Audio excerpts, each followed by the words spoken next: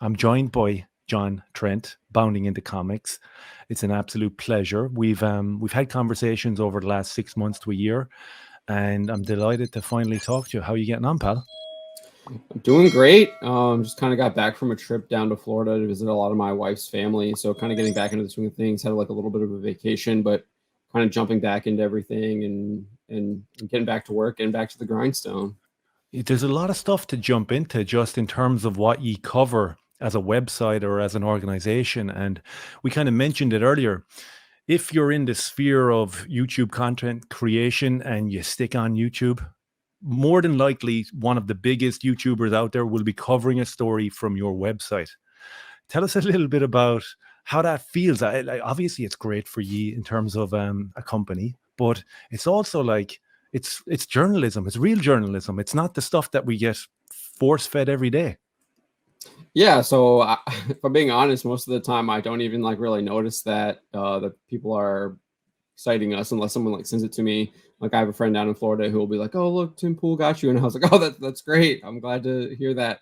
Um, I'm more interested in like just how well our site is doing rather than whether someone's citing us. And obviously, that those two kind of play off each other. If someone is big as citing us, that obviously opens up a lot of people's eyes to our site, and they'll check it out. And hopefully, we'll win them as longtime viewers. But yeah, so it's nice to see that. I appreciate that, but it's not like something that I'm just like, oh, I'm not like a fanboy about it or anything. Yeah, It's just like it's good to see. I'm glad to see that, and it could potentially open up a collaboration. So I know Tim Pool does cite us, and I'm going to be going on his pop culture crisis show. I don't think he actually runs it, but it's part of his like Timcast Enterprises or whatever his business is called. So I'll be going on that next week, that's Friday, awesome. January 27th. So it has opened up doors like that. And that is something that I kind of want to really kind of do uh, this new year in 2023 is really kind of try and get our YouTube channel engine running and have some more focus on that aside from just the website. Because mainly most of my focus has been on the website. But so I'm glad to see that. So there's a business opportunities that opens up as well as just getting our brand out there and people seeing that what our coverage is like and building that trust with people and just, I'm glad that people find our articles and our information um, entertaining, informative, and they find value in it, and then they're willing to discuss it and talk about it. So we do really appreciate that. Oh, I think it's massively important that your website and your content speaks for itself. It's not just kind of a niche form of content.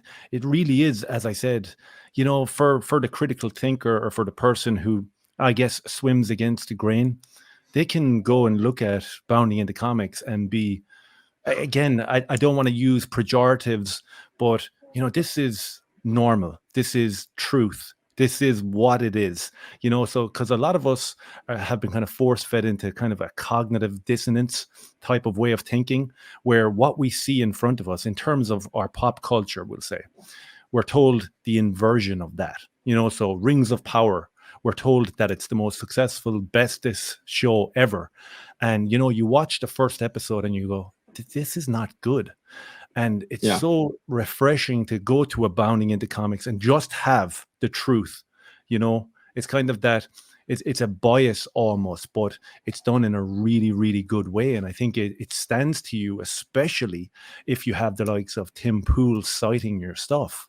And I mean, in terms of transitioning from, we'll say, the website content and the articles to the content creation on YouTube, YouTube is a hard nut to crack. It's a really hard nut to crack. And I think the key to it is the likes of appearances on bigger YouTube channels, or maybe, getting it spread out there from a Tim Pool. So you're definitely excited to get on there, right? Yeah, so we've had a channel for a couple of years now, and I've tried doing like daily uploads and discussing kind of our articles and stuff like that before. But yeah, I do think that there's something to being on other people's live streams, going onto other channels, exposing yourself to other people, growing the channel in that sense. And I hadn't really been doing that. And obviously, we have our live stream that we do Wednesday nights at 9 p.m. Eastern called the Black Pill Stream. but it's just once a week. So I'm also going to be trying to think about maybe doing a live stream show during the day, around 2 p.m. Eastern time, which is around where we're recording this now, and doing that maybe a couple times a week to try and just kind of be more active on the platform, on that platform. And I think that really, I think YouTube like rewards you when you're more active on the platform and just being consistent. And that's kind of been my issue, is the consistency, and it's on me. And it's mainly just like bandwidth, because I'm also trying to like write articles and edit articles and find stuff for my other writers to write, and I'm doing all that stuff, and then managing some of the social media sometimes. And then I also have a sports site that I'm trying to get off the ground that we launched in June of last year. So, but I am going to try and focus more on the YouTube, and put some more stuff on that. And I have some ideas on how to do that, which I kind of just laid out. But yeah, I think that's what you really have to do, is just be consistent. And you have to, like, it's going to take time. It took time to build up the website to where it is now. So Yeah. I assume YouTube will be the same way. But again, it's going to be consistent, and it's going to be, you do have to kind of play to the algorithm. And I think YouTube is rewarding people that go on live streams and are doing weekly shows and being live more consistent maybe than we are, or more often than we are, because we're pretty consistent. We do the show every Wednesday, but just doing more shows more often and having more uploads and stuff like that. Yeah, I mean, in terms of like growing the YouTube, a lot of people think that they can turn on a camera, turn on the mic, and they're going to explode. And then you'll watch the YouTube videos that tell you how to grow faster, and they'll tell you to do all these little, metadata ideas, and you do it all, and still nothing happens. You still, like, I put out videos now. As I said, I used to do a different content. I started out wanting to do pop culture, I'm a Star Wars fan, so I started out wanting to do that, and then maybe 2 years ago, during the crazy 2 years we've had, I was kind of forced into talking about other stuff that wasn't necessarily YouTube friendly. So, you get into trouble talking about stuff like Yeah. that. So I've given it a break, and now I'm kind of coming back, and I'm doing a lot of pop culture stuff over the last month. And you can see yourself, it's hit and miss. Some videos might get 3 or 4,000. Some videos might get 200 views, Yeah. and it is consistency. And as you said there, it took you, I believe it was 2014 when you created Bounty into Comics site. Yeah, 2014, 2015, I think, was when I first created it, and it was mainly just like reviewing comics.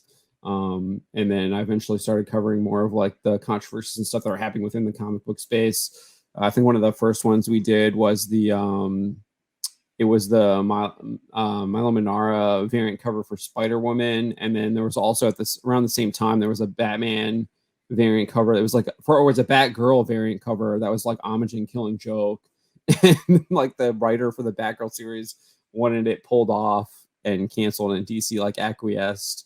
And even the artist Raphael Albuquerque was like, "Yeah, we should cancel it." So it was like, and it was a variant cover, and it was clearly homaging like an iconic scene of Killing Joke, which is something that DC does all the time. Like they like the variant covers, but they pulled it because it was quote unquote violence towards women or whatever. Wow. And it's like, yeah, Joker literally shot her. That's what happened in the comic story. And it was like Joker with her like his hand around Babs with a gun dangling, and she had like a smile on her face. It was like, yeah, Joker was doing what Joker does to characters in like the DC universe, but stuff like that. So we started covering a lot of stuff like that, and then obviously we've spun out into like covering entertainment at large, and celebrity stuff as well. Yeah, So, and I think but yeah, it like was comic if books we originally. if we look at the timeline, it was probably 2015, 2016 when the world went crazy, and it took a while for that kind of to bleed down into the pop culture. But we were in trouble by 2017. TV shows that I had been following. I liked The Flash, the CW show. I liked the first 3 seasons. Yeah, Same great. with Arrow. They all went to pot real Oh yeah, quick. I think I noped out of the Flash around season 4.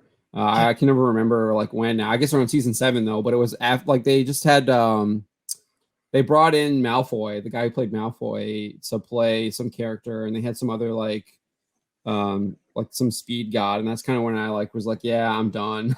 It just kind of and started going downhill, and that was more storytelling than anything. But then it clearly went pretty woke, and obviously it had like the woke casting in the first place with the race swaps. So you kind of it was already kind of baked into the show.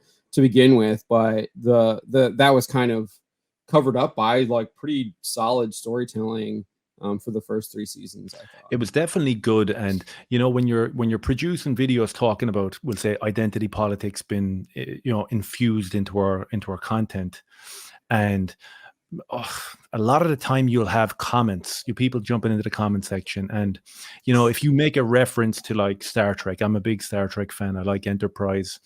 um I like Firefly, I like all old school Stargate stuff. You always have these people that jump in and they're like, you are obviously not a sci-fi fan because Enterprise and Star Trek has always been woke. It's always been kind of altruistic or egalitarian. And you kind of go back and you watch it. And I rewatched Enterprise recently, and you're kind of going, this is done in a different way in terms of storytelling. It's Yeah. completely different. We know that like Archer, Captain Archer, he's always gonna veer to the side of egalitarianism. He's always going to give everybody an equal opportunity. It's just done and written better than modern content. And in the beginning of this, we'll say, if you think about The Force Awakens, we were kind of hoodwinked into believing that it was good. And I remember coming out of the cinema thinking, oh lads, the Force Awakens is a really good film. It's really good. And the more you go away from it, and then you realize what has happened, you realize that it was, a premeditated attack on your pop culture. You kind of go, how did they get away with it? And then they got bolder as time went on. And then by the time we got to Rise of the Skywalker, done again. I could never go to see Star Wars again. It was over. Yeah, I remember watching The Force Awakens and thinking that it was just a rehash of A New Hope or the original Star Wars with some elements from Empire and Return of the Jedi in there as well. And it was just like, well, I guess we can give them like the benefit of the doubt. Maybe there's some like interesting things that they could maybe possibly explore. But overall, it was kind of just like, I've already seen this film, I already know this, and they basically just put a new filter on top of it, and did some like bizarre things like sucking the energy from a sun to like power their super whatever Well, the thing was called. that's where it But fell down, right? That's where it fell down because they probably would have been able to hide the wokeisms that were injected in there if the storytelling had been better. Like when you come yeah, out they of killed that Han first Solo that first film, you come out of there, and John Boyega's character Finn, like he was awesome. He was absolutely great for me. I thought he until they was. made him a janitor. Yeah, and then the second movie, he's just following some chick around, like it's just crazy. It's like, get it Well, right. right. So even in the first movie, though, he's clearly not a janitor until like they need him to be a janitor to like know the layout of the space station, because he's clearly in the opening scene where he's literally on like clear like a hit. They're like Marines or whatever, where they're going in and they're part of the Yeah, hit squad that's going in and like taking out the people. They're like the front line for Kylo Ren, and then all of a sudden, like when they need to know the layouts of the plane, he's a janitor. So there's I mean, and that's all throughout Star Wars now. They have all of these contradictions where it's like they'll tell you one thing at one point, but then when the story needs it to be this one, he's something else, which contradicts what he was in the yeah, first part or what they showed you before. And it's just it's it's frustrating, and to me, it's just insulting to me as a viewer now. It's like, do you think I'm stupid that I'm just gonna like accept yeah. this when it's obviously like so glaring that that's not the case? Well, that's it. Um, Like all these things kind of pile on each other, and when you realize that, we'll call them screenwriters. When you realize that they actually think that you're stupid, they want you to believe ridiculous things. We say from like scene to scene, like transition in terms of storyline that don't work, and it's like, okay, I'm not stupid. Why are you doing this? You know? Yeah, yeah. I mean, you actually, I mean, She-Hulk's probably one of the like the biggest examples here. They actually tell you what they're doing. Their whole purpose of that show was to insult you and make fun of you. Like they've gone into interviews saying that that's what their whole gambit was. And you got people like Kevin Feige that try and be sly about it. But then they go out and make statements like, yeah, we don't want to include Doctor Strange, even though he's like the most logical character to include in our WandaVision show to actually like help her out with what she's going through, because he literally did the same thing just a couple years ago, but he's white and we can't have a white guy saying that Yeah. like teaching her how to wield the power like in 2022 or whatever, 2021, whatever year WandaVision came out. And it's just like, okay, and that's just all over the storytelling now, whether it's Marvel, Star Wars, Star Trek, and you just can't avoid it because all those people, like, they just think that way, and it's all they can think about. It's in Lord of the Rings, and I don't watch most of it anymore now, to be Yeah, honest. It's it's not worth my definitely, time. you know, when you cover it, you don't want to regurgitate the same kind of talking points every time. You don't want to keep on kind of red pilling people in terms of, listen, we're being indoctrinated and it's a plan. It's not an accident, it's a plan. But you look at these people, right? And they're trying to make money from their products. And the woker they get, the less, money they make. There's a Yeah. couple of films. I mean, like, if you look at the biggest selling films of the year, we have Avatar and Top Gun Maverick. I liked Maverick. I didn't see Avatar. Them two films pretty much don't have too much wokeness injected. There's a little bit, but not too much, right? But what you have then is you have the filmmakers that feel justified to make woke statements in the PR surrounding the movie just to balance it enough so people go, oh, James Cameron, yeah, he said that he cut out 10 minutes because it was too violent. And then you have Tom Cruise saying that, listen, he boycotted the BAFTAs or the Golden Globes because it wasn't diverse enough. These are just words that they're using. But when the rubber meets the road, they're making movies that are not woke and they're making $1 billion. And surely, studios and showrunners are looking at that, and it'd be easier, right? You wouldn't have to pay off Rotten Tomatoes. You wouldn't have to, be nefarious in the background with numbers. It seems easier to do a good product than to keep on pushing the agenda or the message. Yeah, so I actually don't think they care about making a profit for the most part. I mean, again, we hear the people from She-Hulk said that the whole purpose was to insult and degrade and attack people, and that was like what they're doing. So I think the people that are hired to do this stuff clearly like just don't care about making a profit. That they have their own agenda, whereas like they don't have the people that should be caring about whether or not there's a profit. Um, Reining them in and telling them they can't do this, and they've kind of just either turned a blind eye or they've also bought in as well. And I would wager a lot they bought in as too. Uh, well, I mean, there are some like you can counterpoint with like David Zaslav, where he does think like it looks like he is taking steps to make it more profitable. You're seeing stuff course correction kind of now at Disney, where you've got an activist investor saying like, hey, you need to start being profitable with your streaming service. You can't just be running off like your stock price or whatever. You got to actually start making some money off this stuff.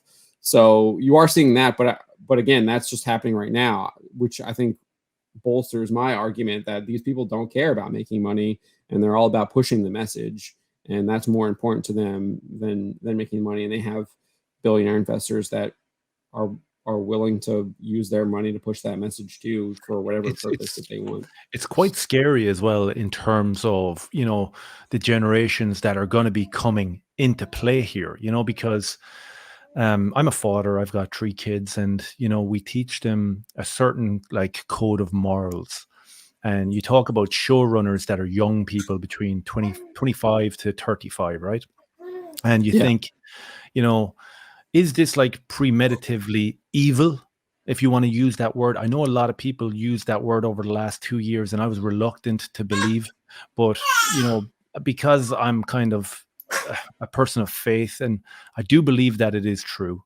I do believe that there is people out there, like you said, if you have kind of billionaire oligarchs that don't care about making money, but the idea of spending billions on a movie is to produce a message, that's quite scary.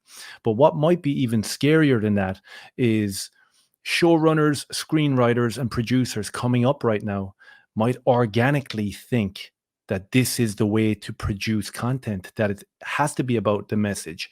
And we see it all the time because if you look at the cast of Rings of Power, I just looked there yesterday, the character of Bronwyn, like she's a complete and utter activist. She's saying that she was an activist since she was in the womb. And you're kind of going, you're not an actor. You're not interested in portraying a character or telling a really authentic story, or maybe even giving an authentic performance. We have to have the word activist included in your biography going forward as a performer. And I think it's quite scary in terms of the dichotomy of progressive and conservative. And we know that progressives control the industry. We know that. But I think that there's a huge pushback in the last 2 years. Pretty much the likes of an Eric July, massive guy in the field, and even what you're doing. Like there's no bigger content creator in terms of calling out this stuff than Bounding into Comics. So I guess we can be not too black-pilled and have a little bit of hope going forward. What's your thoughts? So our Wednesday night stream that we air every Wednesday night at 9 p.m. is called the Black Pill stream, because I black pill you on entertainment. I mean, yeah, you're seeing people like Eric July step up. You see us cover this stuff. You're seeing some creators, but at the end of the day, there's no changes being really made at Disney. I'm not seeing stuff at, like, as much as I just said that Zaslav seems to be making changes. I mean, the Velma show just dropped, and it's probably like the I worst that we've watched the ever seen first of this. episode. Oh my Yeah, it's, God. from what I haven't seen any of it, but from what I've gathered, it's like the worst of the worst of what we've seen so far. So I really don't see the, like, industry at large, like the companies like Disney, like Warner Brothers Discovery, like Universal, really making any changes. I mean, Universal doesn't seem to be uh, as embracive as like some of these other companies so far yet, but I mean, really, Disney and Warner Brothers seem to be pushing that, and they're like probably like the two biggest, and you're not really seeing any real changes. And like you have stuff like Top Gun Maverick, that's kind of a what's the word, an exception rather than the rule. Because you can just look at all the movies that released last year, how many of them were just like absolutely like woke disasters and no one went and saw them. Yeah. And like Yeah, so in I'm terms, totally black put on the entertainment industry. yeah. I don't see that there's any um real shift away. I mean, you have certain, like, again, you have exceptions like maybe Eric July, Top Gun Maverick, whatever the Daily Wire is doing with some of their stuff with Gina Carano, Terror on the Prairie. But overall, the industry definitely seems to be captured with pushing that message, and I don't see them changing anytime soon whatsoever. Now, as far as like an overall outlook at the world, like, I'm totally white pilled. I'm a Christian. Like, I Oh mean, yeah. Christ died for our sins and Yeah. conquered death. So I'm like white pilled on that. Like, you just got to stay true to your faith, keep working and keep evangelizing and everything like that. And you'll eventually change the culture. So I'm white pilled in that sense. But at this, like, though I'm black pilled on like the entertainment industry. These people they make the same decisions over and over and over again. I don't expect them to change anytime soon. I don't expect them to be replaced or a new group of people like coming in. I mean, again, there is some hope. Like, you do see some stuff with Elon Musk in that sense with Twitter, but you're not really seeing it. I'm not really seeing it yet at the major studios. I'd like to see some evidence in order to actually kind of change my opinion on that. One of the interesting things in regarding Elon Musk was, he kind of joked about buying YouTube as well. And maybe it's me being delusional in terms of like the suppression of content. Now, on this channel, I've had 4 strikes for misinformation. One of them was just as the last one elapsed, so I was lucky not to lose the channel. So then I took a break. So, Jeez. you hear people saying if you get a strike, then that channel probably will always have that black mark. And that's quite scary when you're trying to do content regarding Lord of the Rings and you're trying to grow. In the back of your mind, you're going, am I being suppressed? Am I shadow banned? So the idea of an Elon Musk coming in, taking over YouTube it would be phenomenal just to actually see, can you grow? Like for instance, I did a video last week and it was about Ezra Miller, and he's a troubled dude. Let's just put it that way. And I In made, more ways than one, yeah. oh, he's a serious guy, and he still got his job. He's still promoted, and that alone will tell you where we are as societal structures stand. But I made a short, 19 seconds, because I keep getting told if you want to grow the channel, you have to have shorts. So I made the short, and you don't get to pick the thumbnail when you have more than 10 shorts. So it picks it for Oh, you. And it just so happened to pick a picture of Gina Carano. And I had text on it that said, I'm not a transphobe. And the video, literally, I put it up. It shot up to 2,500 views within oh. 15 minutes. And I was like, okay, this is going to be a good one. And then it And then flatlined. done. It Yeah. literally has got like 13 views in the last week. And I'm Yeah. thinking, that's not organic. That doesn't feel real to me. No. No, I mean the whole Twitter thing, like we kind of knew. I mean, we know that this is happening. Like we're not stupid. We can see it. Like you just gave an example, and then the with Elon buying Twitter and all the I haven't like super been following it, but I did follow it when like the first couple of things were out, and they clearly had like blacklists, and they were putting people on lists to like de-rank them and everything like that. And it's like, yeah, we knew all of this, like, but it was just confirmed. So like, it doesn't surprise me. Like YouTube is doing it too. If Twitter was doing it, YouTube's doing it, Facebook's doing it, all like the big social platforms we're doing this stuff, and it's very obvious that they were doing it. And with Elon buying Twitter, he confirmed it for us. So I think like him buying YouTube, we would just see the same kind of stuff that they do. I mean, we even have what's her name, Susan. She says all this stuff. I mean, she's even encouraging governments to create hate speech laws so that they can enforce them, so they can even go ahead and like Yeah. and We like have a like do more of that stuff depending on what country you're publishing in. Yeah, So I mean, it's we have a just hate speech law that's coming down the pipeline for us here in Ireland, and the media promote it like it's the second coming. And basically, it's the same thing. If you say the wrong word, you could face 2 years in prison. And it's a really scary time. And we saw it, when I used to do other streams on this channel. I spoke to people from Canada, from America, from all around the world.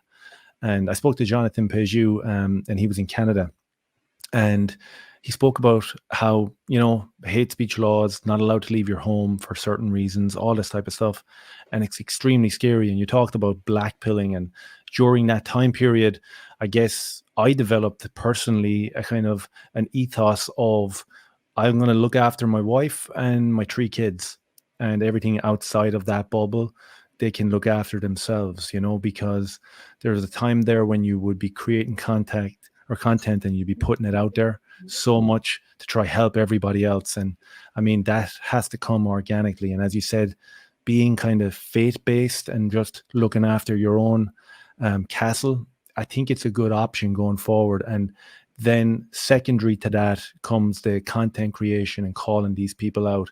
And people say to me all the time, it's kind of like, you know you're covering Star Wars, or you're covering Lord of the Rings. It's not really important, but it is important because it's one of the massive tools that these use to indoctrinate people. And I don't they think admit they're that aware. too. Yeah, Like Disney that's the admit one it. thing. Yeah, that's the one thing I try and like. That's the one thing I've really tried to hit home in a lot of my coverage over the past year, is that these people are admitting that they use this content to try and quote unquote change hearts and minds, aka propagandize you. I mean, I just posted an article that we covered. I don't know, probably in 2019 when The Mandalorian was coming out. Jon Favreau was literally saying that the whole purpose of like Hollywood movies and TVs is to pass down values to younger generations. I mean, he was explaining that principle, and if you take that principle and you look at what they're creating, you can see the values they're trying to pass down, and those values, I would argue, aren't values.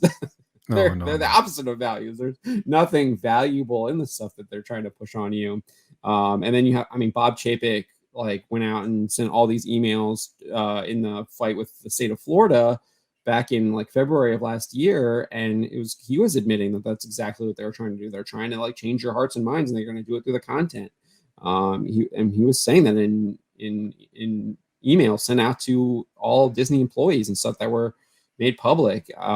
You have like the whole Reimagine Tomorrow stuff. They had this whole conference in Reimagine Tomorrow Yeah. when they were fighting Florida, and you have a lot of their executives saying the same things, that they were trying to like get to the kids. There's one woman who said she was putting her not so secret gay agenda into I think the show's called The Proud Family, and they promoted her to director last year on the second season. But she was also saying she wants to like basically teach like a gay 101 class through the content that she's creating. I mean, that stuff is all out there. They tell you what they're doing. They tell you that's what they're trying to do. And then you have people saying like, oh, no, they're not really doing that. Well, like, here's these people literally telling you that's what they're Yeah, doing. I mean, And that's the whole goal. That's the purpose. And I'm trying to just show people that that's what's happening a lot through a lot of the coverage now. I always go back to Chapek's stuff. And now that I recall the Favreau thing, I'll probably go back to that too now a lot. yeah, Because this but was probably like, even hits harder. to have that tangible kind of content right there where you have these people openly and overtly admitting this stuff is important. And as you said, a lot of the time it happens in kind of anecdotal interactions with people that you meet in the street or you meet in the store or whatever. And for myself personally, we're kind of living in a system. I don't know if you know, Ireland, it was a very Catholic country, not anymore. It's kind of a Yeah, socialist, communist country now. it's gone downhill very fast since the So, 80s. we're kind of in a situation where you look at the content that's been produced and you look at the curriculum that's being taught, and it's all aimed at degeneracy and Yep. despotic behavior within really, really, really young kids. So Yeah, it does help hedonism. to have the Bob Chapek and John Favreau stuff, and that's important to be able to pull it out and say, listen, check out this article here, Bounding into Comics. But it's also important to have anecdotal stories that you can relay from your own experience within life. I have a 10-year-old son, and he made his communion last year. His Holy Communion, Oh, so he gets the congratulations. It's awesome. sacrament of Eucharist, and you know, It's great he was news. in he was in school like 2 weeks after making his communion, and he was being, let's say, picked on because he believed in God in a Catholic school where everyone just made their communion. Can you imagine that? So I relay that That's story to crazy. people. Yeah. Yeah, yeah. I relay that story to people all the time. And you're kind of going, where does that come from? How is that being taught in our schools? And it's an amalgamation of content, of social media, which my kids don't do. And it's very scary for people that have young kids. You're kind of looking, going, where are we as a populace or as social beings or entities that we can't we can't praise God in a Catholic school? It's bizarre. Yeah, that is bizarre. I can give an example for my own. I also have two young children. I have a like 7 month old and a 2 year old, and we just introduced my 2 year old to like the Sound of Music, and she's already singing like the Do Re Mi like song. She's like repeating it and everything like that. So if you don't think that the stuff that they're trying to like target to kids isn't isn't real, like you don't have kids, you don't see how they like absorb the content that they're taking in, and she absorbs it very well, and obviously it's through song and everything because she really like that's what she really is engages in is the music. But she's picking it up. I mean, she's seeing that Of stuff, course. and fortunately with Sound of Music it's actually like we only do the part before the before the intermission, so we don't get into any of the more heavy deep stuff. It's like a lot of like the fun Yeah. songs. Obviously there's like the thunderstorm and everything, but she but that film has like actually good values that it's portraying. Like Maria literally, like when she arrives at the house, she actually stops Georg when they're at dinner. They all start eating, and she's like, "Well, we should pray first." And they say grace and do a prayer. And I was like, "Wow, when was the last time you kind of saw this?" I guess they do it in that Blue Blood show with Tom Selleck, but you don't see that as much anymore. And then she's praying at her bed at night when the 16-year-old like tries to sneak through the window and stuff like that. And I don't know, Sound of Music is great. It shows good parents. It shows that you can improve your parenting too. Obviously, he was struggling after the death of his wife, and he basically turned his home into a into a naval ship. But but it also shows like love is really important too. I mean, there's lots of good values and messages in there, and those are the things that we should be passing down, as Favreau says, instead of what we see now in modern entertainment. And it's just Yeah. sad. It's an inversion of reality, Yeah, really. You talk yeah, about it like the Sound of Music. I mean, to see that sort of morality in that film, that can only be good to show to younger kids. And then you look at like my 9-year-old, he's 10 now, but he used to watch Flash and Arrow. I actually had to physically stop him from watching this TV right. show that is for children. I had to stop him. It's not appropriate for him. The later seasons and the relationships and the interactions, they're not appropriate in my eyes for an 8, 9, 10-year-old kid to watch. And yeah, and that's also the problem too with a lot of this stuff. Because I mean, some of the heroes, like I'm not against a hero having struggles, whether it's internally or externally or spiritually or whatever. Obviously, I'm not like, and then overcoming them. But in some of them, I think there was like one moment in like in the Arrow show where one of them like has like a drug addiction and he just like drives off and leaves. Like he doesn't actually like overcome it or figure out a way to deal with it. He just like they write him off the show and he like drives off on his motorcycle or whatever. And that's a lot of issues I have too with kind of the modern entertainment now. Like heroes aren't actually being heroes. Like they don't do heroic things anymore. Yeah. They're doing villainous things or vile things. And it's just like, why are we? I don't want to see have my kids watch something where the heroes aren't actually being heroic or doing the right thing. Or even if they maybe make a mistake, they have that like point to the Teenage Mutant Ninja Turtles. They'll have a character like Splinter there, like, hey, get it in order here. You're Mhm. doing this is wrong. Like get your gear in order. So you have like that kind of like mentor role or that parent that's there, like letting them know, like, hey, they got to get in order. And then the next thing they do, they go out and they get it done. But a lot of times it's just like, oh, I did a bad thing, and they're basically rewarded for it, and they move on and they get it. They can do the next like morally gray or most a Yeah. lot of times immoral things now. I I think mean, that they like that's shown as like like, that's shown as virtuous when you it's know, not. the moral kind of crescendos at the end of a basic Teenage Mutant Ninja Turtles cartoon, we'll say the 1989 version. You know, as you said, there was always something to overcome, and at the end we had a conclusion that was tied up, and it normally was someone learning a lesson. These are fundamentals of screenwriting, fundamentals of filmmaking.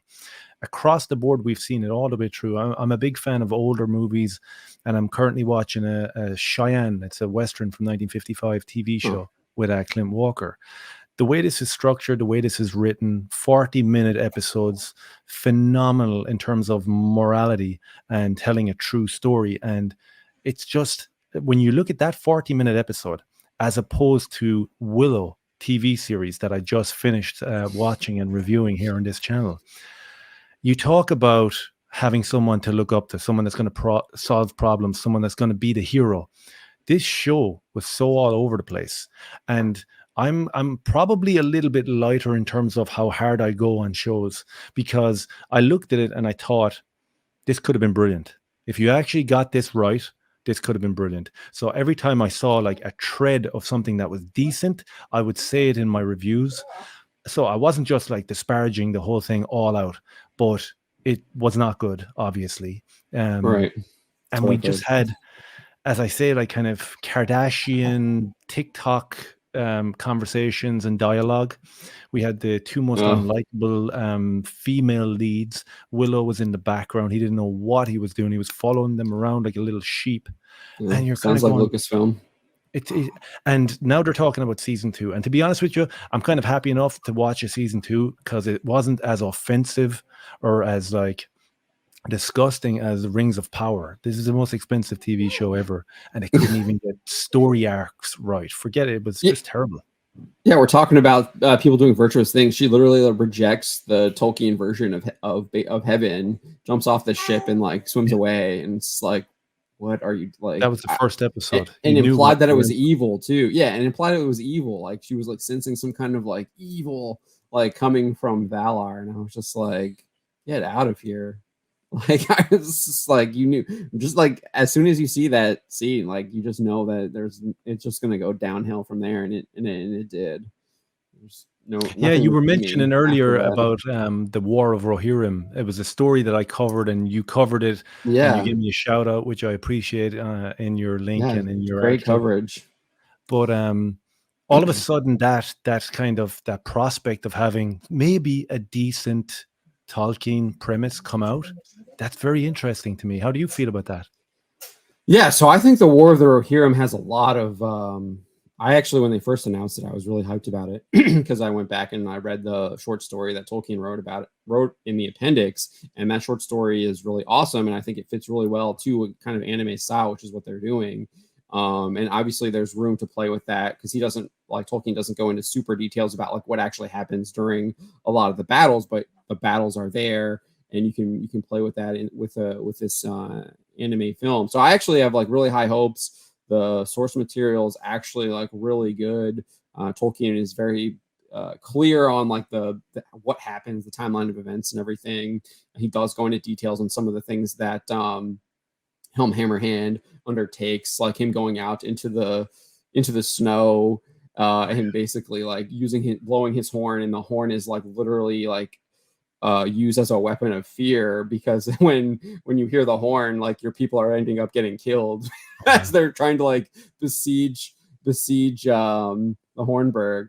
But yeah, so I actually am like really excited about that, because the story is actually really good, like the short story that Tolkien wrote, and then being able to kind of put that into an animation or anime, I think is going to be really fun, because we're going to get to see him actually like go in and like killing these people in their camps as they're trying to like wait out like a massive snowstorm.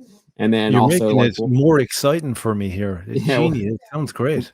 get to see the battle at I can't remember the capital of Rohan, that like the guy takes over, and then you'll see like there should be like, once the snow melts and he gets some allies coming to help him out too. But then there's also the tragedy too. I mean, he loses his son. Helm Hammerhand loses like his sons, not in battle and through starvation and stuff. And you just like, he has this kind of like sorrow, tragic figure about him as well. And then hopefully they'll at the end we'll get to see kind of the rise of Saruman as well, because then because at the end of the story he occupies the tower at Isengard.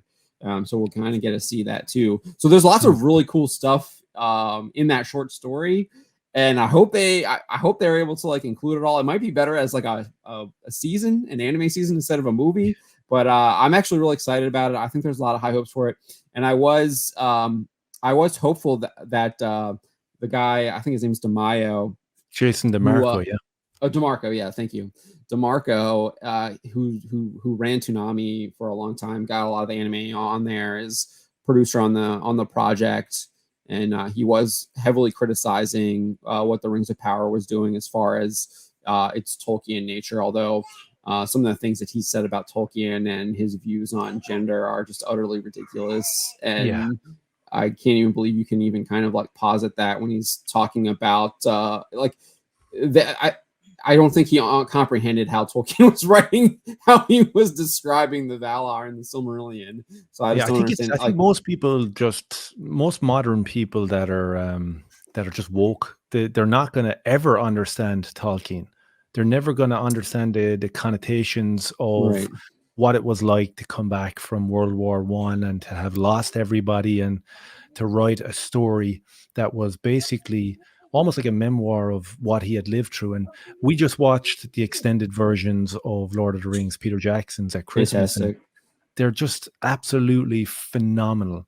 I will say though that they are missing the scourging. Like that is huge to Tolkien's story, and the fact that they're not in there I think is a major black mark on that trilogy. That the scourging isn't there, because the fact that you defeat the devil, Sauron, but the battle against evil continues, and it's not just the devil that you have to fight too. Sometimes you have to fight people who have taken evil actions, and they're not like maybe under the sway of the devil, and you have to keep fighting back against that too. And that message, I think, is key to Lord of the Rings, and the fact that that's not in those movies is a black mark.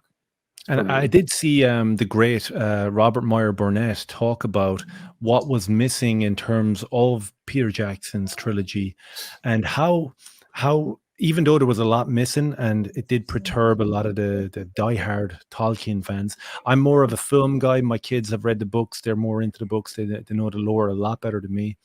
But, raising them right.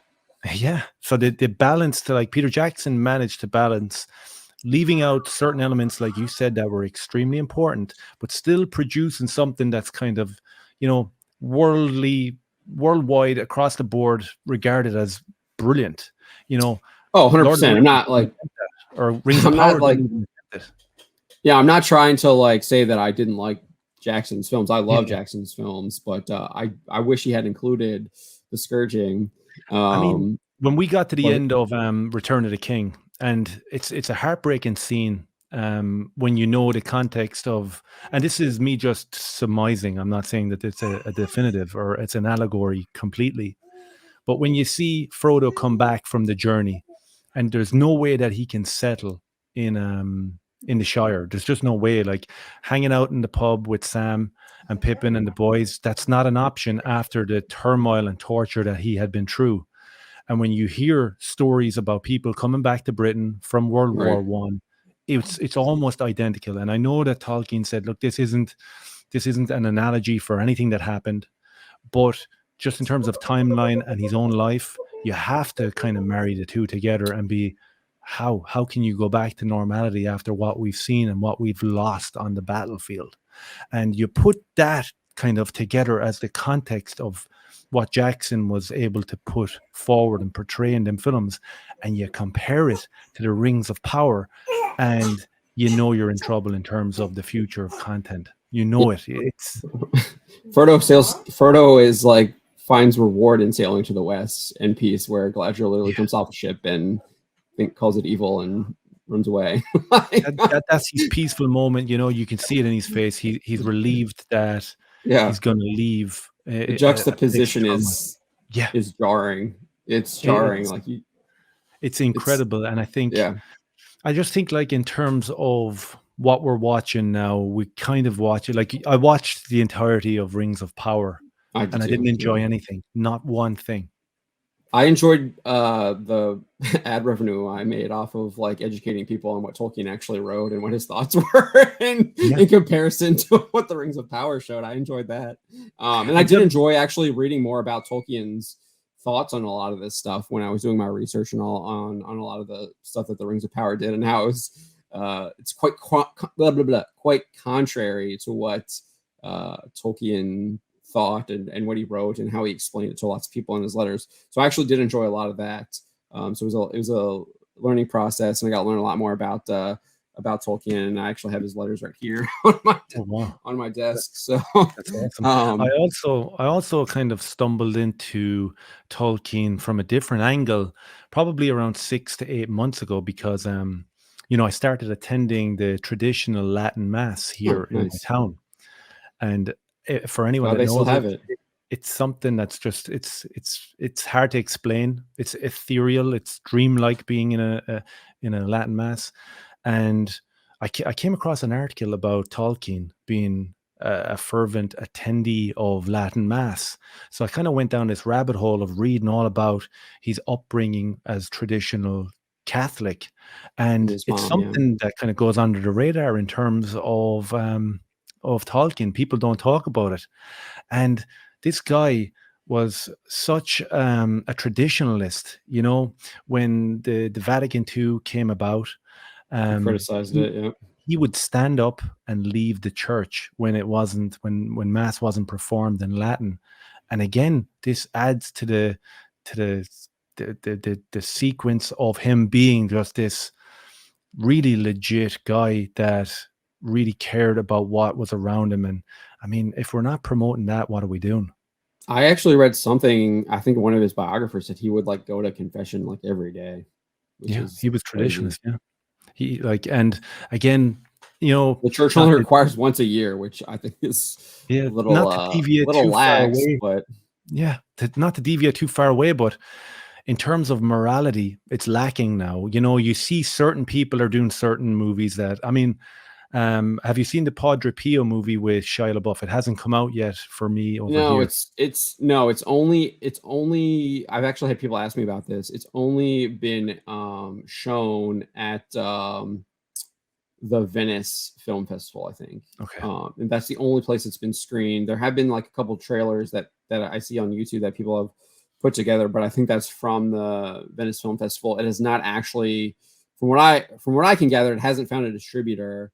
So they're probably still waiting to find like a distribution partner, whether that's um I don't know, like whether that's like PureFlix or something like that, or maybe Reformed is a Catholic app that's run by that's I think like partially run by the Augustine Institute out in California. So yeah, they're probably, or maybe like a bigger partner like maybe Sony, because I think it was Sony that did Mark Wahlberg's Father Father Stew. I Stu. think it was so good. What did you think Yeah, of that? Did you like that movie? I liked Father Stew. The only thing I didn't really like is that he continued to cuss after he began his Mhm. like conversion journey, and I did look that up. He did not cuss after that, so that was. I mean, they reduced it, but that was like probably my only issue. Like I was fine with him doing it beforehand. Um, but yeah, I liked it. I thought it was really I good. thought it was a good movie, yeah. Yeah, I it thought it was was a a good really good movie, and I movie. think I'm looking forward to Yeah. the Padre Pio Shia LaBeouf. I think it's an interesting story in terms of, who Shia LaBeouf is and where he is now, and how much do we believe and how much do you think it's legit? Because he did a lot of press after he made that movie, and it was kind of like, okay, I'm almost ready to give you a second chance here because that's what it's all about, right? Oh yeah, I'm already 100% believe him. I don't think anything. I don't think he was being disingenuous at all. I think he had a true conversion. Seems like he's a Catholic. He was literally promoting the Latin Mass and Yeah, talking to Bishop Barron about how he yeah, was really attracted to the Latin Mass and found what you're talking about, like that kind of like ethereal nature to it. I can't comment on it. I actually haven't been to a Latin Mass. I do sympathize with Latin Mass supporters. And I do go to, I would say, probably a more traditional like Novus Ordo church where we do some songs in Latin and we'll say some of the prayers in Latin, but it's still the Novus yeah. Ordo liturgy. It's an But interesting one, isn't it? The Novus Ordo, because there was a church that I had attended as a child, and it was a beautiful church, and I revisited it during, we'll say, the lockdown. Okay, you got to be careful what way to phrase that, but I visited it during them times, and I received a lecture in there from a yeah, priest, and kind of put me off of it. And then I was introduced. Jonathan Peugeot talked to me, and a couple of other YouTubers talked to me about the Latin Mass, and I found one, and I went there, and as Shia LaBeouf says, it's different. It's completely different. And again, you're not preaching to anybody. It's kind of a case of, as I said, you look after what's under your roof in terms of your family and going forward. But again, it's about building very simplistic morals. That's it. Just build morals, teach them to the kids, and you shouldn't go wrong in terms of what we're being force fed on a daily basis. yeah, I mean that's a lot of what St. Paul instructs us to do. He says to he you have to like live like a Christian, and that example will be seen. And we've seen what that does. We've seen the power of actually living like Christians does. I mean, converted the largest empire in the on the Yeah. planet in Rome, and spread to almost all of the earth after that. So but we have like it requires sacrifice, it requires commitment, and it's a struggle. I mean, that's why we have the sacrament of confession, right? Because we are gonna Yeah. stray away, so, like sometimes, Well, that's and it. You're try kind not of to. But you're lured into a different set of thinking every day with covering the stories that you cover. And tell me it can this, be like, tough. Yeah, yeah, it's tough. Like in terms of like black pilling, or I guess maybe feeling a little bit nihilistic, because as you said earlier, you alluded to the fact that you don't see change on the horizon. So it means that you're going to be working more and more, in terms of YouTube content and for Bounding into Comics, the website. So, I mean, going forward from here, I mean, to make that transition over to YouTube, I think would be really awesome for you, to kind of blow up bigger over there and get that message out there a bit more. yeah, no. So like, I'm not nihilistic. I'm black pilled on the entertainment industry. I don't think it's going to change anytime soon. Like, and when I'm saying entertainment industry, I'm not talking about um people like Eric July, like niche creators that are trying to like change culture and provide a different offering than what people like Disney and Warner Brothers are doing. I'm talking about like the big players. Like I'm talking about Yeah. Warner Brothers, I'm talking about Disney, I'm talking about Netflix. I'm talking about Sony, like I'm talking about Xbox, I'm talking about video game stuff, like because that's like Hollywood now too, right? Like they're literally adapting video games now. um, so that's what I'm talking about, and I don't see any change coming from them, and that's why I say I'm like black pilled on that because I don't Yeah. think I'm not seeing any change. There's no evidence to suggest that there's actual change coming.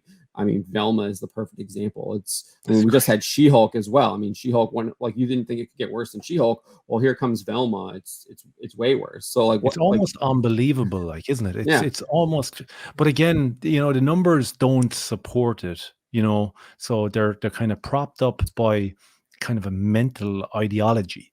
Yeah, so when I'm talking about on Black Pill, I'm talking about the stuff that they're creating. I'm not talking about like the viewers or anything like that. Clearly, I think people are rejecting this stuff. They have a natural inclination to reject it because I think you can determine that it like you might not know, like you're not determining it logically or anything, but you might just get this feeling like there's something wrong here. This isn't right.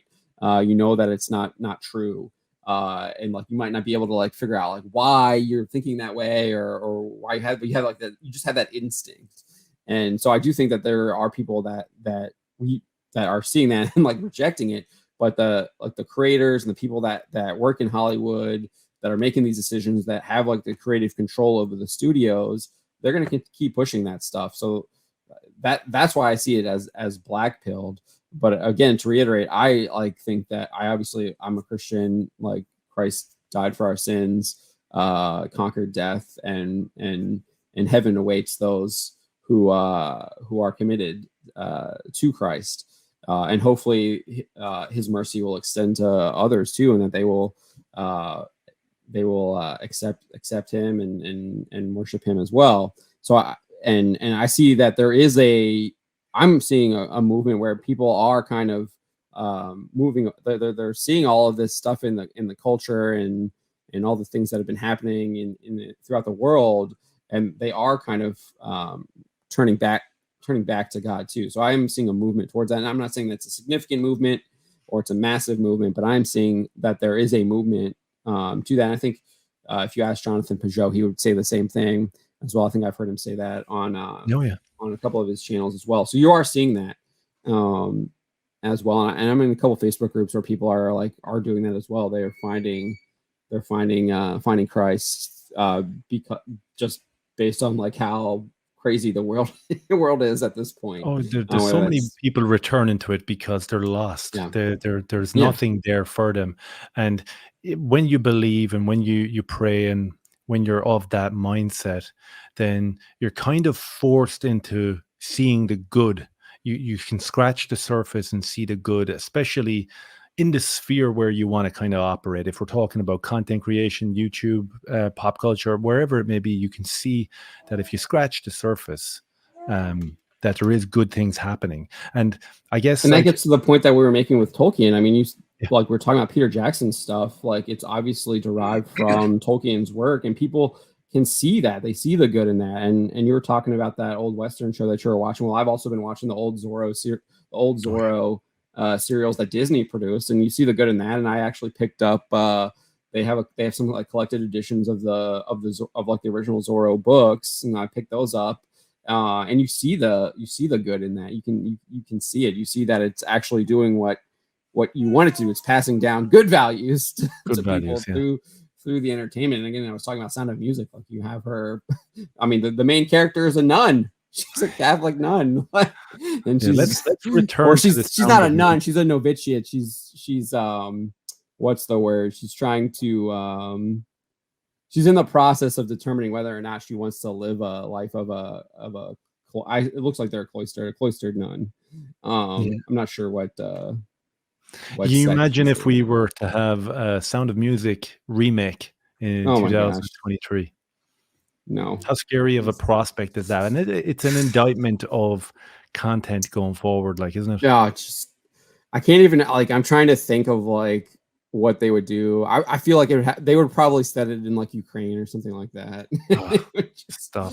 I mean, it could work. I mean, honestly, you could do that if you actually did like a legitimate, like it could actually, like I could see it being a good thing if it was set in like in that Ukraine Russia war, because we're seeing the destruction of a lot of Orthodox churches over there, and priests being attacked and stuff like that. So you could see stuff like that actually being a good story to tell. But obviously, I'm black pilled on entertainment. They're not going to tell that story. They're going to tell a very different story. I really try and put that in my work now. I mean, it's not in every article, but I don't know. You'll see it in a lot of articles where I'll cite. I'm citing the Catechism of the Catholic Church now. I Yeah, cite my bishop here. He has actually a really good letter on uh, on kind of some of the body issues, I guess, that people are having yeah. in today's world. To try, I guess that's the safest way to say it. Yeah, safe. And I I think mean, it's important that you infuse the content, even if it's on a small level, with what you believe, because it's important. It's so important. I was kind of not ashamed, but I was frightened to mention it a lot when I started doing podcasts and when I started doing live streams with people. And then I kind of got to the place where I was like, you know what, this is nothing to hide. And when I started talking overtly about, returning to the faith, because I had been lost for so many years, mhm. when I Same here. spoke openly about it, and you can just there's like a weight off your shoulder, and I'm not ashamed of it anymore. And I think it's important, and I think we could do it more of it in our pop culture. Why wouldn't we? It will teach morals to younger people. That's what it's all about. Yeah, again, I mean, it's just I point to the Sound of Music. The Yeah. Catholicism is there, Christianity is there. She says grace. She's praying at night. She's she's literally a novitiate at a monastery. It's in the story. So it's not like you can't have that and have great content. And even like you even see, even if it's not even if it's a secular work like something like Evangelion, you still see all the imagery, right? All the Christian imagery and everything like that Yeah, is there. it's Like the important. Japanese actually like really like a lot of the Christian imagery, especially like the Crusader Knights and stuff like that. So there's nothing wrong with like having that No, not at all. in your story, and I would argue we should have it in our story because those are the values that we want to pass down. Those are the things that This we is it. should be passing And down. I watched, as I said, the extended cut of Lord of the Rings. I know we keep referencing Lord of the Rings, but there was that extended scene with Galadriel in the Two Towers, and that kind of elongated segment of the movie became super spiritual and ethereal. And Yes, I had never seen it through these new eyes. And when I watched it there at Christmas time, I was like, this is beautiful. This is absolute. It was a slow pace. It was, as I said, it was almost like an ethereal, spiritual movement going on in the yeah, middle of it that movie. enthralls you. Yeah. And you're going, okay, I'll take more of that, please. I'll take more of that as opposed to Galadriel in the new show. It's unbearable. I can't stand that character. Like, But again, listen, she's what we were talking about at the I feel like at the beginning. She's the embodiment of the character that is supposed to be shown as virtuous and heroic, and everything she does is the opposite of that. Like she's like berating people, she's bossing them around, she's my oh, way or the highway.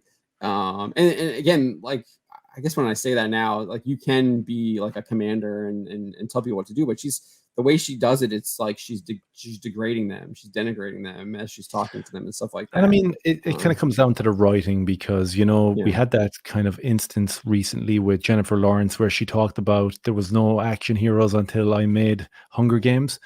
Oh And yeah. I notice everyone references the same three or four female kind of action stars like Ripley and Sarah Yeah. Connors, but there's a lot more to it. As I said, I'm watching an old TV show called Cheyenne, and every episode has a strong female character in her. It's made in 1955, and I believe it because they are written a lot better than Rings of Power. If they're Well, written there's good, you'll believe it. Hollywood's also like created again. This is the fact that the power of Hollywood and how they actually do indoctrinate you. And they've created this myth around like the 1950s and 60s that every single woman was like living in a was like a housewife and cleaning up. And I was like, well, no, my grandmother was living in the mountains of West Virginia running a farm while my grandfather was out mining coal in the coal mines. Like, Yeah, and she was raising 11 kids as well. So actually 8, sorry, she was raising 8 kids. So it's she wasn't like living this like I'm like a no. housewife just kind of have my kids in front of the TV. She was out like milking the cows and doing all that and chasing after all the kids and everything. And So it was just echoed in the content that was yeah, made in them times. We just yeah. watched The Big Sleep. I think it's 1946. I might be wrong, with Bogart and oh, I can't think of her name now. It's Lauren Bacall. It might be Lauren Bacall, but the the performance from the lead actress is just it's on a par with the Humphrey Bogart. There's no disparity between them. This is a movie from 80 years ago. You know, you're going where that was one of the strongest female leads back then. And if you watch any movie, you watch, we'll say Howard Hawks, Rio Bravo, John Wayne, it has Angie Dickinson. She's so strong in that movie. She holds her own. And now we're being told, well, no, it was 2011 when women finally got to have a role in movies. You're like, what? I mean, Dorothy beats down the witch in the Yeah, Wizard of Oz. Like, yeah, I mean, Dorothy is like the hero in in yeah, that in that show. I mean, she's not like out there like toting a gun like Ripley or anything, or riding yeah. around in like a mechanized unit, or like she's not trying to like be like, but she does like she beats down the We're witch. still strong, still very So like, and then strong. you And have like you have historical figures too, like Joan of Arc and stuff like that. So yeah, there's it's so just many. yeah. Dave Cullen, he's an Irish YouTuber. He made a I, video I, a good while ago, and he covered all these female action stars, and you know the list was long. And you're going, I'm fine with all the movies. I love them movies. I'll watch them movies with them female stars. So, like, what's the problem? How can we get attacked so badly when we point out the bad writing of the current female stars? It's strange. Yeah, the Western genre is great too, because I mean a lot of times like the man will like might get killed, and it's the woman who's like having to fend off Yeah, the attackers, whether it's bandits or uh tribes of like aggressive Indians or Native Americans, and like just trying to just defend the homestead and protect the kids and stuff, and she's the one doing that. yeah. And it's not always like the man. Obviously, there's lots of stories where the man comes in and like helps, and there's like you get the romance subplot too and everything. But yeah, that there's lots of women that take on that kind of like defender role that men Of course. traditionally have. It's that nuance of human life, isn't it? That's Yeah, missing. You know, I said in one of my last videos, the world we live in now is constructed of extremes. It's either progressive extremism or conservative extremism. If you're anywhere in the middle and you're a centrist and you want to give the benefit of the doubt to everybody, then there's probably not a market for you. You either have to be shouting about something or people aren't interested because their attention span has been diluted with kind of TikToks and social media stuff. So, yeah. It's like unless, if you critique communism, you can't actually critique capitalism either. And it's like, well, yeah, you can. yeah, Like, but this is there's what's plenty of missing, isn't it? critiques of capitalism. Yeah, this is what's missing, and we've fallen into this kind of paradigm of, you know, if you take, let's say, a big YouTuber like Steven Crowder or Jordan Peterson, and I'm a big fan of all these guys, but I don't agree with them 100% of the time. And I think modern day people just don't have the ability to have discourse and say, hey, John, listen, I like what you said about this, but I didn't like what you said about that. But at the end of the day, we'll still be friends and I'll still follow you.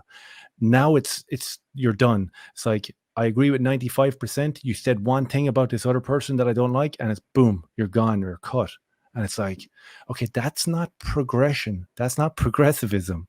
You know, that's not liberal at all. You know, Yeah, I mean, I probably I don't know if we want to get into this, but yeah, I don't think being liberal is like a good thing. uh, yeah, no, so listen, in a whole it lot, in a lot of sense. it So I depends on the context of the word. If you're yeah, talking about, you know, like being liberal with your morals and wanting to do the right thing, okay, that's a different context. But that definition has changed like so many other definitions in the dictionary in the last 2 years. Then yeah, it's not good to be that, you know? It's not yeah, I good to think a be that lot at of all. Enlightenment thinking is can be critiqued as well, especially with their embrace of kind of um, basically hedonism. Like Mhm. they try and use a lot of logic to justify immoral behavior, and saying like that it's an actual good when it's clearly not, and it usually It's leads to the your own downfall of detriment. generation. That's what it Yeah, is. It will be the downfall of a generation. It will be propagating degeneracy across the board. And as you said, we won't go too far into it, but that's not the world that I want to live in, and that's not the world that I want my kids to live in. And it seems No, to be the absolutely not. commonplace thing now for everybody. And because the IQ levels are low, and because they've been stunted by numerous different outlets, whatever you put into your body, then they're incapable of critically thinking and seeing a way out of it. You fall into this conveyor belt of mundane nihilism. And you know, you gotta break free from that and see a better future for the kids. That's basically it. Yeah, I mean, sin enslaves you. So, and the only way to break free of sin is to find God. So, And you can feel that weight lift off your yeah, you shoulders do. as soon as you accept it, right? As soon as you Yeah, say, "Okay, I'm okay here. I'm at peace with what I think and what I believe." There's a weight lifted off your shoulders, and you do look around at the kind of the sphere that we're in. And you're, as you said, you're going on the Timcast empire, and you look at what Tim has yeah, built over there. And I'm a huge fan of Tim. I've been following him for years. Don't agree with him on everything, but I still watch him every day. You know, that sort of way. I don't bin him when I disagree with one of his opinions. It's like, no, I'm coming back. And you look at what he's built, and you look at what, like, Gary at Nerdrotic and Jeremy Geeks and Gamers, and you go, okay, I can see it. It's positive. You know, it's positive. There's light at the end of the tunnel in terms of re-educating people, because you see, like, Gary from Nerdrotic makes a video talking about Hollywood, millions of views, and you're like, yeah. okay, His channel's huge now. He gets like 500,000 on almost every video. yeah, it's insane. And there's some appetite out there for this sort of content. There's some appetite for what you do, because as we said at the beginning, your content is front and center of all this movement. It's strange, right? I, I don't think it's strange. I think that a lot of hard work Great. and everything, and people like recognize that hard work and recognize the reporting that we do, and they find a lot of value in it. So I don't think that's strange. But Yeah, you know what I mean, though. Like, it's I know, it's kind of like you tell the truth, you do a bit of journalism, a nice, like, solid bit of journalism, and you say it how it is, and all of a sudden that's huge. And people yeah, will we had our lead you to we had our believe big that, okay, no one's interested in what you're saying because you're some sort of, lunatic. But it's like, hold on, this is the truth. The truth will set you free. Like, yeah. I mean, we had our best year ever last year. So looking forward to that's, bigger and better this year. well, that's it. Look, I think we'll wrap it up on that. I think you're going to head into an even bigger year because, as you said, the change isn't coming down the line. And once you keep covering the stories that you cover and keep doing the journalism that you do, it'll transform and push over onto the YouTube content. And I think you're going to be massive, man. And I really appreciate you coming on and having a chat. Thank you. Yeah, thank you for having me. Enjoyed this a lot. Hopefully, you do this again sometime Brilliant. soon. Really appreciate it, man. Cheers. Best of luck. Yeah. Cheers.